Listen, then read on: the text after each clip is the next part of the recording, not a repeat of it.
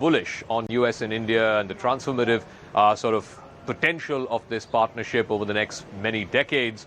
I guess it's important also to try and draw the limits of this partnership. For example, as much as there is defense cooperation and transfer of technology, etc., India and the United States are never going to be treaty allies. They're never going to be military allies. And you must have seen this Ashley Tellis piece, which is making a lot of people uncomfortable here in the Beltway, in the Washington Beltway.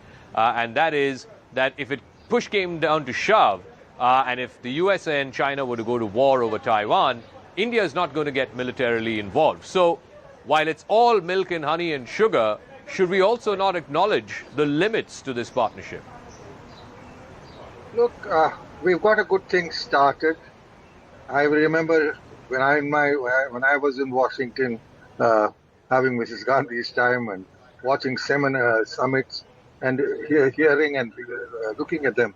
But let me tell you, what I saw over the last 3 days, I could never imagine in my days when I was in the US that we would have such an easy, friendly relationship at the level of the heads of government and state. And I think that is important. The other point, I think, in this visit was we involved people. The address to the Congress, the presence of the growingly large Indian community who have done both America and India proud. I think the right atmosphere now exists for it.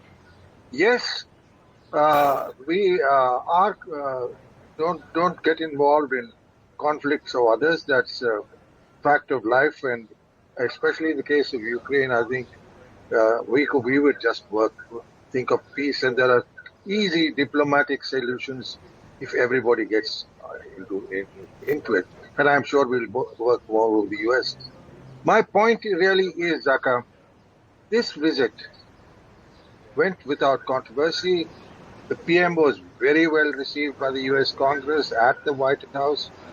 And it has set the mood and the leading businessmen he met. Because let me tell you now, for us, the US has been possibly the major partner in global economic relations. But right now, I think we're giving concrete shape. And here I would attribute to two. First, I think once the Americans get in and cooperate with us on semiconductors, electronics is the future of India. And you can have no one better than the Americans to cooperate with us. And semiconductors will change Indian industry upside down and put us up there in electronics.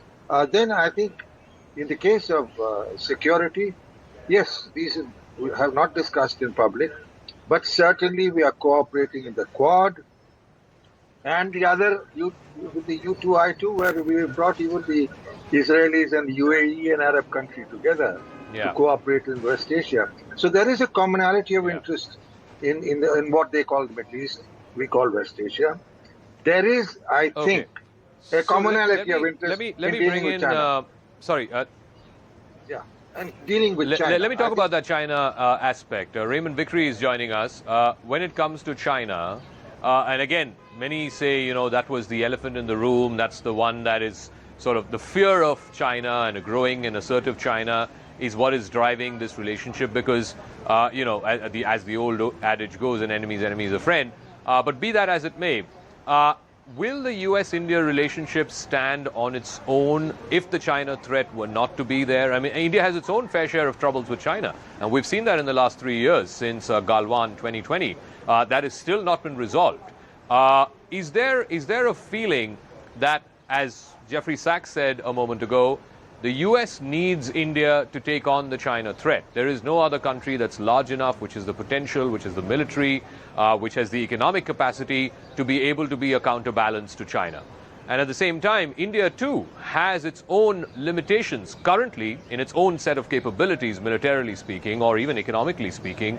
It cannot take on China on its own, and therefore it needs to use the shoulders of the US, if you will, if I were to borrow a phrase. So is that sort of fear of China and how to take on China, combine forces, put your put your efforts together and thereby take on China? Is that what is driving both of these countries to come closer and closer to each other? Well, thanks for having me. Yes, I think it is the elephant in the room, and it is a major driver in terms of the security aspect of the relationship. It is no question that with China claiming an entire Indian state, Arunachal Pradesh, as well as other territories of India, that has to be of great concern. But beyond the territorial ambitions of China, not only with India, but in the South China Sea in terms of a string of pearls, of ports in Sri Lanka and around the Indian Ocean, those are all of mutual concerns to the United States and India. But what is, it seems to me, driving the relationship as well is democratic values, the rule of law, the respect for the UN Charter. And we have a long way to go in the U.S.-India relationship in that regard, because freedom is indivisible around the globe. Prime Minister Modi has acknowledged the one family aspect of the G20. And so what we have to do is to figure out ways that India will, in its own interest and in concert with its own values, step up as a great leader, a great nation, a great power around the world. It is not the case that you can say, well, Ukraine is over there in Europe and I don't have to worry about that. And I'm not particularly concerned about Taiwan, so if China takes that, there is the old saw about they came for the others and then they came for me. So we have a mutual interest in peace and stability that can only be accomplished by a strong relationship across the board. Economic driver has been there since India did away with the license Raj, or did away partially with it in the 1990s, and when I worked with Secretary Brown to bring a delegation. So this partnership is, yes, across the board, and China is a primary security driver, but the United States and India have relations and interests across the globe. But Nicole Berner-Schitz, just taking off from what Mr. Vickery said, it's not like India and the United States are going to agree on every issue. I mean, when you say shared values or shared interests, when it comes to Ukraine, I don't think there is anything shared. I mean, India has made it amply clear that India's top priority is a growing economy with a large consumer base, one of the largest consumers of oil and gas, for example. Various ministers have made it clear that their priority is to get the cheapest fuel available. And if that means importing from Russia, that means importing from Russia.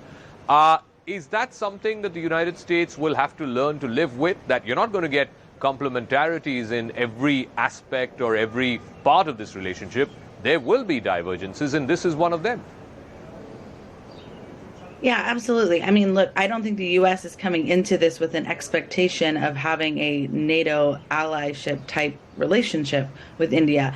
But none of these things live in a silo either, right? The Russia-Ukraine is not in one bucket that's separate from, frankly, our strategic interests that certainly converge over the issue of China to the technology development. These things are all bleed into each other and are a part of each other and push and pull on each other. So that's the purpose here. I mean, this has been a long game of a relationship, which, I mean, you can really look at starting almost with the Clinton administration that has gone through then, Bush and Obama and Trump and many iterations of this. But the Biden administration is continuing what they think is the most strategic path, because we have this great concern over China right now. And while the administration